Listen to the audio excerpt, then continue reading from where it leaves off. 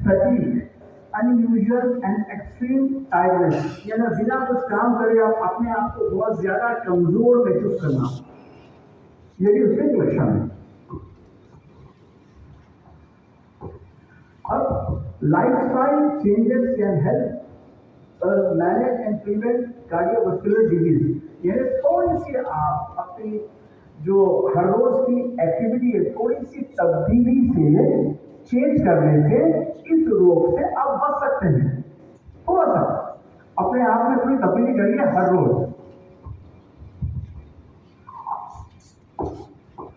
ये क्या है, सबसे पहले इस स्लाइड में बताया गया वो तब्दीलियां क्या करना है जिससे आप ये रोग से बच सकते हैं। पहली चीज, यूज टू ईट वेल, यानी आप अच्छा सा पौष्टिक आहार खाइए, जिसमें जिस तरह से स्लाइड में बताया गया कि आप सब्जियां ज्यादा खाइए, फल फ्रूट, तेल चिकनाई से बचिए,